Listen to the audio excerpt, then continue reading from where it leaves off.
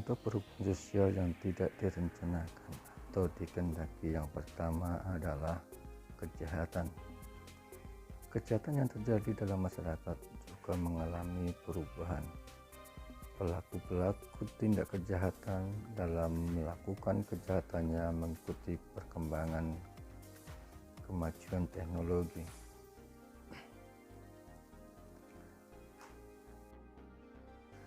Tindak kejahatan tersebut antara lain begal motor. Para pelaku kriminal melakukan tindak kejahatannya dengan mengendarai sepeda motor dalam merampas harta korban di jalanan.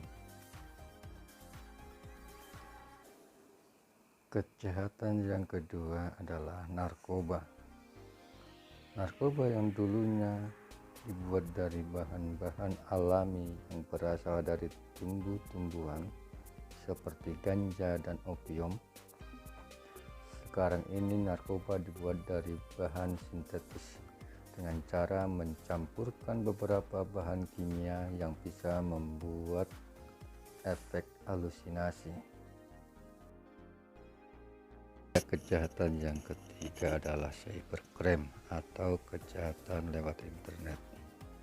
Perkembangan teknologi dan informasi telah dimanfaatkan para pelaku kejahatan dalam melakukan aksinya. Mereka melakukan aksinya melalui jaringan internet. Sering kita dapati pemberitaan berupa pembobolan rekening bank, penipuan lewat internet, dan lain sebagainya. Tindak kejahatan yang keempat adalah human trafficking atau perdagangan manusia. Seiring perkembangan teknologi transportasi yang memudahkan orang berpindah dari tempat satu ke tempat yang lain, memunculkan perdagangan manusia antar wilayah dan negara. Para korban dari kejahatan ini adalah anak-anak dan para perempuan. Para korban dijual dan dipekerjakan di tempat-tempat hiburan malam dan tempat prostitusi. Contoh perubahan sosial yang tidak direncanakan atau dikehendaki yang kedua adalah kemacetan. Kemacetan saat ini banyak dialami pada kota-kota besar seperti Jakarta, Surabaya, Makassar, dan beberapa kota yang lainnya. Kemacetan terjadi meningkatnya volume kendaraan di jalanan.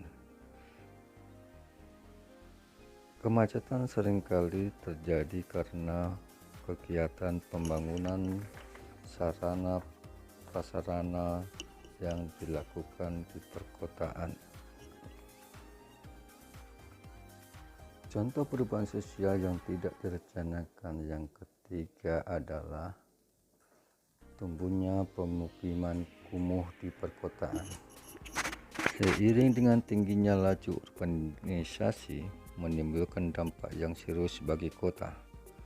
Para urban yang tidak memiliki tempat tinggal dengan membeli atau menyewa rumah memilih tinggal di lahan-lahan kosong milik pemerintah ataupun milik BUMN.